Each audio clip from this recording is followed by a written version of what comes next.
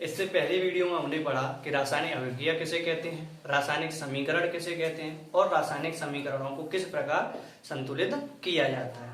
इससे आगे हम पढ़ेंगे। सबसे पहले तो यही है कि रासायनिक समीकरणों को जब संतुलित किया जाता है तो संतुलित करना क्यों आवश्यक है। तो इसके लिए सबसे पहला जो नियम है वो है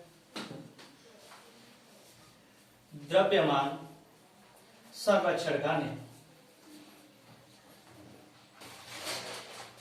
ये तुमने पिछली कक्षा 9 में पढ़ा होगा कि द्रव्यमान संरक्षण का नियम क्या होता है। यदि यहां पर हम देखें तो हम कह सकते हैं कि किसी भी अभिक्रिया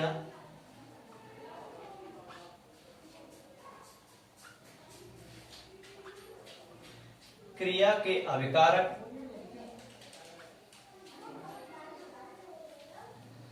के तत्वों का कुल द्रव्यमान तथा उत्पाद के तत्वों का कुल द्रव्यमान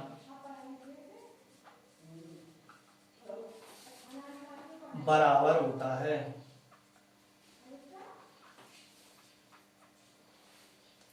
यानी द्रव्यमान संरक्षण के नियम से हम देख सकते हैं कि किसी भी अभिक्रिया के अभिकारक के तत्वों का कुल द्रव्यमान तथा उत्पादक के तत्वों का कुल द्रव्यमान बराबर होता है। अर्थात हम कह सकते हैं कि अभिक्रिया के अभिकारक तथा अभिक्रिया के उत्पाद में द्रव्यमान को ना तो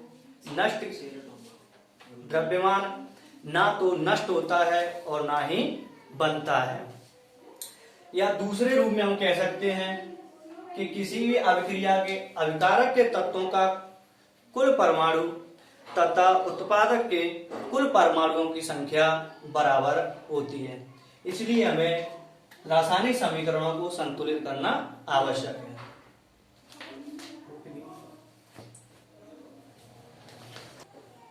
अब इससे आगे हम पढ़ेंगे रासायनिक समीकरणों के प्रकार। तो रासायनिक समीकरण कई प्रकार के होते हैं, जहां पे सबसे पहला अगर हम देखें तो सबसे पहला होता है संयोजन अभिक्रिया।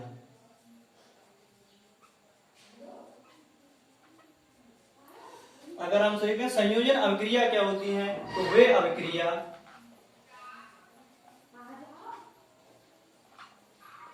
जिनके दो या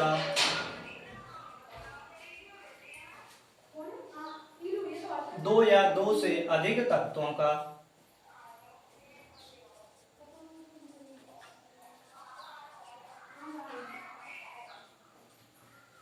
संयोग करके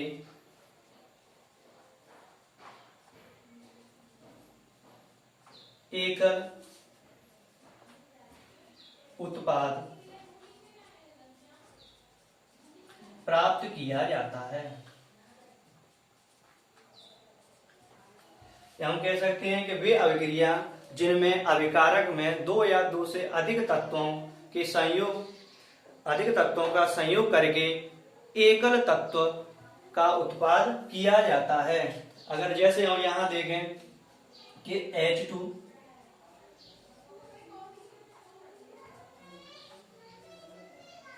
या हाइड्रोजन और ऑक्सीजन दो अलग अलग तत्व हैं, इन तत्वों का संयोग करके या अभिक्रिया करके हम उत्पाद के रूप में केवल एक ही तत्व का उत्पादन करते हैं या एक ही तत्व प्राप्त करते हैं, तो ऐसी अभिक्रियाएं संयोजन अभिक्रियाएं कहलाती हैं।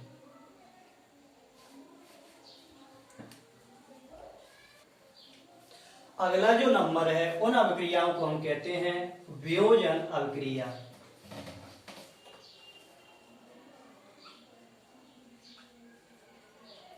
अगर हम देखें कि इन अभिक्रियाओं को, तो वे अभिक्रिया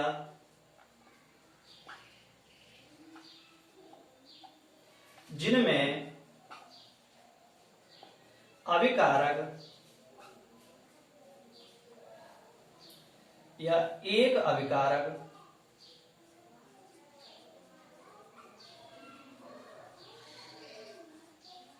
टूटकर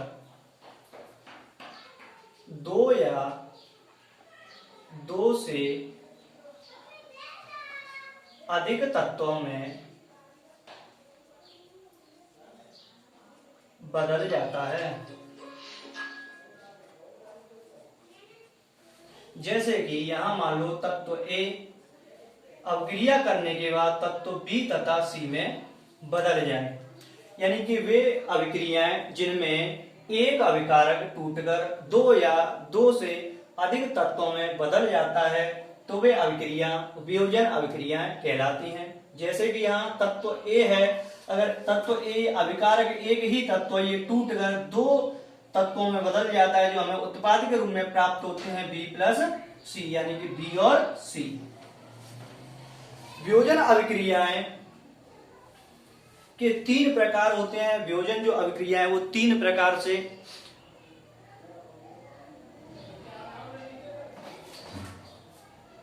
वियोजन अभिक्रियाएं तीन प्रकार की होती हैं।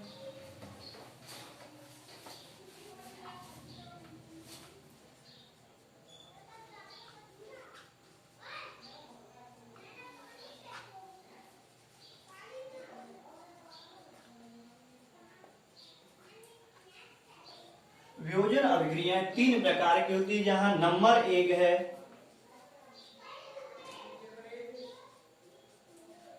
ऊष्मा वियोजन। यदि हम यहां देखें कि ऊष्मा वियोजन अभिक्रियाएं किन अभिक्रियाओं को कहते हैं, तो वे अभिक्रियाएं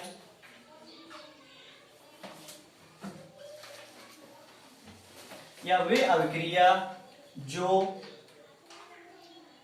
ऊष्मा या गर्मी द्वारा वियोजित हो जाती हैं।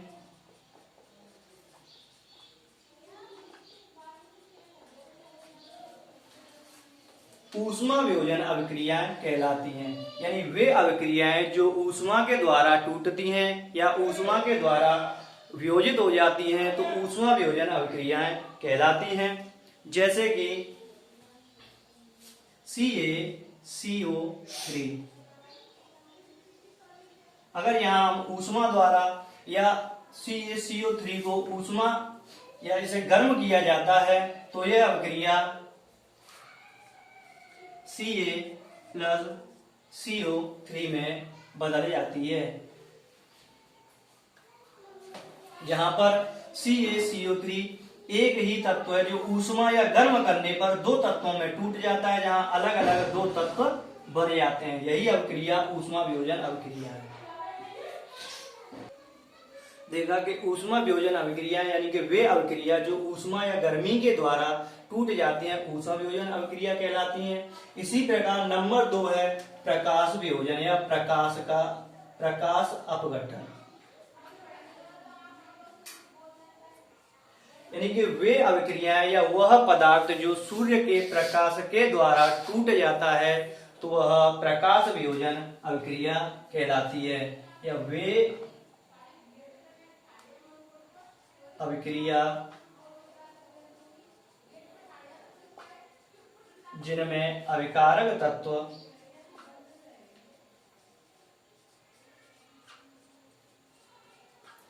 सूर्य के प्रकाश द्वारा वियोजित हो जाता है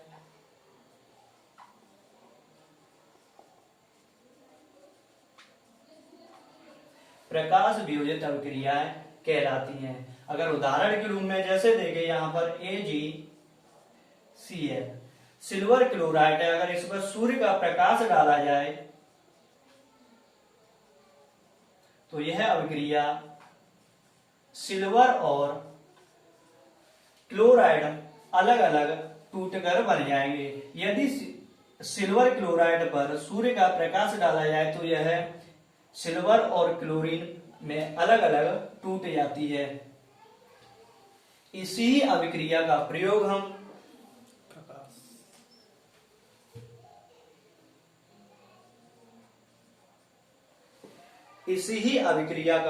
हम श्वेत फोटोग्राफी में या श्वेत फोटोग्राफी में प्रयोग करते हैं, जहां पर सिल्वर क्लोराइड या ब्रोमाइड स्लेटी या रंग में बदल जाती है। अगला जो नंबर है, अगला नंबर है हमारा नंबर 3, विद्युत वियोजन।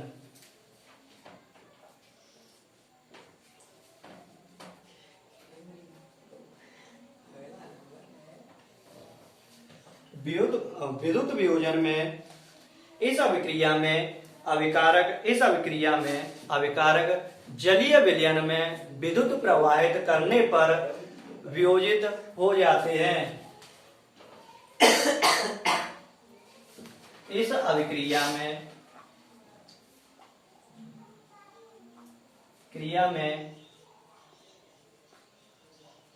अभिकारक के जलीय विलयन में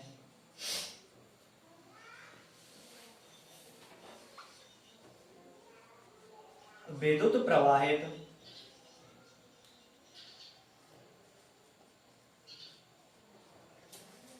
करने पर तत्व का या पदार्थ का वियोजन हो जाता है, जहां पर धनायन कैथोड पर तथा ऋणायन एनोड पर आ जाता है। यानी कि वे अभिक्रियाएं जिनके अभिकारक के जलीय विलयन में विद्युत प्रवाहित करने पर उनका वियोजन हो जाता है, तो उनके जो धनायन होते हैं वो कैथोड किरण पर आ जाते हैं तथा जो ऋणायन होते हैं वो एनोड पर आ जाते हैं। अगर हम उदाहरण के रूप में देखें तो 2H2O यदि हम जल में विद्युत प्रवाहित करें तो यह हाइड्रोजन और ऑक्सीजन गैस में अलग अलग टूट जाएगा। यदि हम जल में विद्युत प्रवाहित करें तो यह हाइड्रोजन गैस और ऑक्सीजन गैस में अलग अलग टूट जाएगा। तो ये तो थे हमारे वियोजन अभिक्रिया के 3 प्रकार। इससे आगे है अगला नंबर विस्थापन अभिक्रियाएं।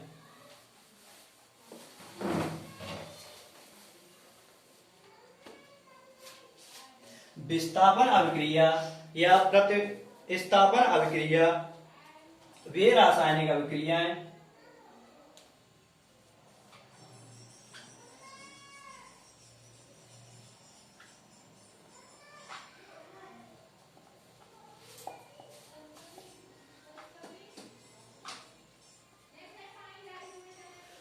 अगला नंबर है विस्थापन या प्रतिस्थापन अभिक्रियाएं। वह रासायनिक अभिक्रिया जिसमें अधिक क्रियाशील तत्व कम क्रियाशील तत्व के जगह पर प्रतिस्थापित या विस्थापन कर लेता है, वह रासायनिक अभिक्रिया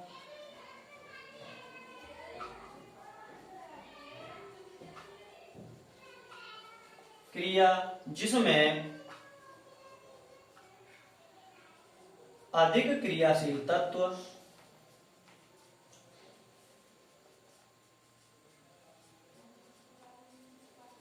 कम क्रियाशील तत्व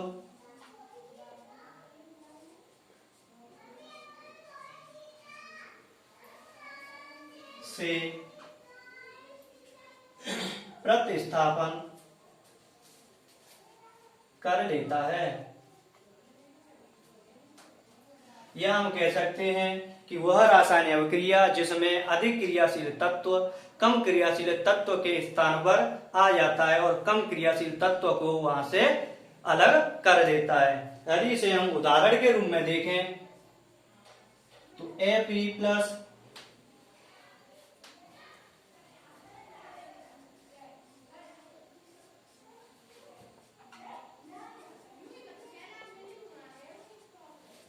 यहां पर देखें कि Fe+Cu है, यदि इन दोनों की अभिक्रिया कराई जाए तो जो हमें उत्पादन प्राप्त होगा Fe+Cu।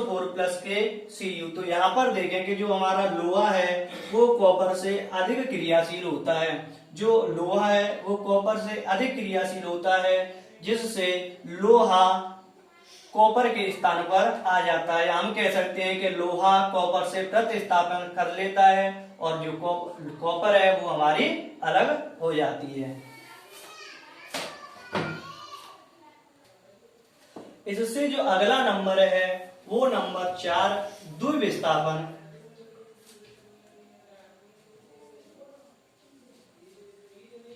अभिक्रिया है।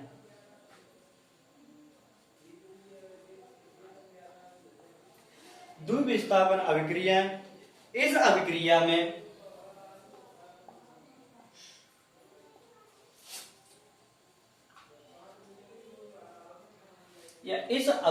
में उत्पादों का निर्माण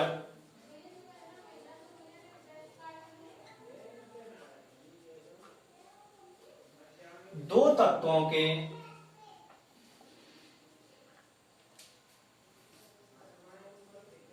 बीच आयनों के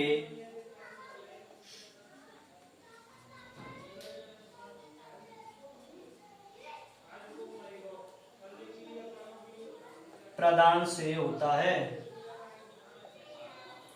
इस अभिक्रिया में उत्पादों का निर्माण दो तत्वों के बीच आयनों के आदान प्रदान से होता है। यदि हम इसे उदाहरण के रूप में देखें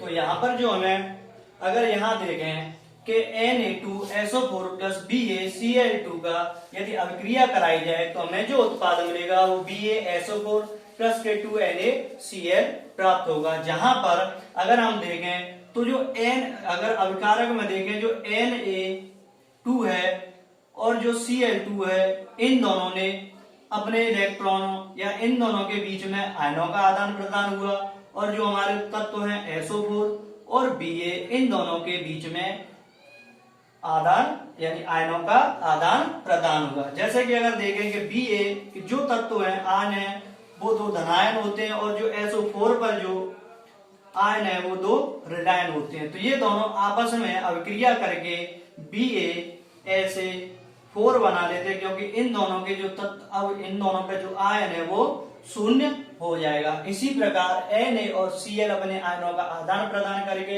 एक नया तत्व या एक नए पदार्थ का निर्माण करते हैं।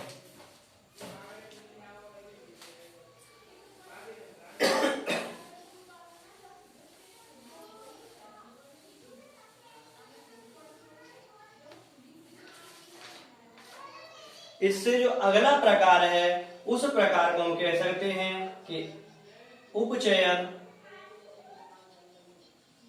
तथा अपचयन।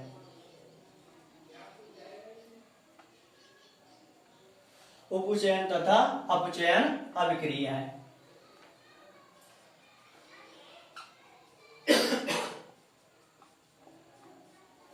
तो यहां पर देखें कि दोनों एक समान है। अगर उपचयन अभिक्रियाओं के बारे में बात करें तो उपचयन अभिक्रियाएं वे अभिक्रियाएं होती हैं जिनमें ऑक्सीजन में वृद्धि होती है या हाइड्रोजन में कमी होती है। यानी कि वे अभिक्रियाएं जिनमें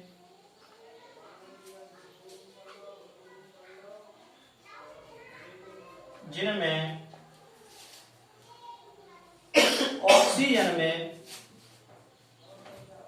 वृद्धि हो तथा हाइड्रोजन में कमी हो, तो ऐसी अभिक्रियाएं उपचयन अभिक्रियाएं कहलाती हैं। अगला अगर हम देखें कि अपचयन अभिक्रियाएं, तो अपचयन अभिक्रियाएं उपचयन अभिक्रियाओं के ठीक विपरीत होती हैं। तो हम कह सकते हैं कि वे अभिक्रियाएं जिनमें ऑक्सीजन की कमी हो तथा हाइड्रोजन की वृद्धि हो, तो ऐसी अभिक्रियाएं अपचयन अभिक्रियाएं कहलाती हैं। यानी हम इन्हें उदाहरण के रूप में देखें,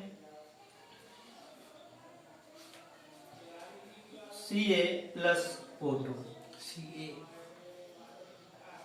C+O2, तो यहां पर देखें कि C+O2 में जो ऑक्सीजन है उत्पाद में ऑक्सीजन C के साथ मिल गई, यानी कि यहाँ पर जो भी उत्पाद तत्व था उसमें ऑक्सीजन की वृद्धि हुई है, तो यह अभिक्रिया है उपचयन अभिक्रिया है।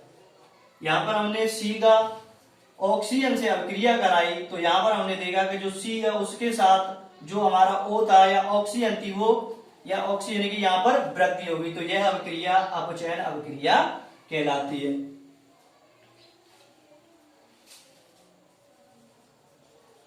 यदि दूसरा उदाहरण देखें तो हम कह सकते हैं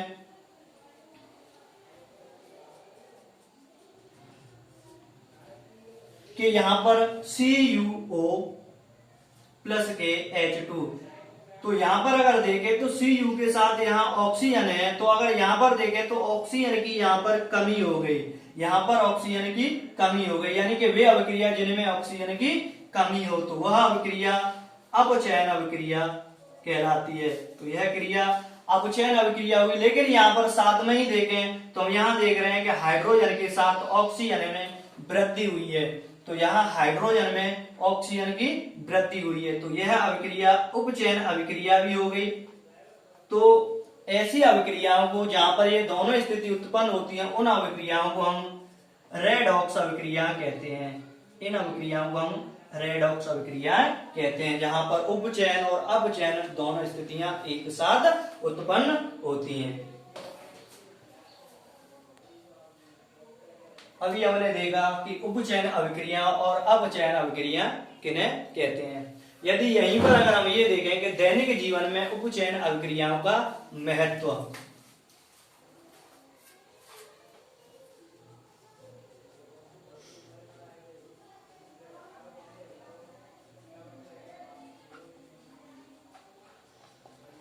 या दैनिक जीवन में उपचयन अभिक्रियाएं, तो सबसे पहले हम देख सकते हैं संचारण के नियम में या संचारण में। तो संचारण में या हम कह सकते हैं कि वह पदार्थ जो या वह धातु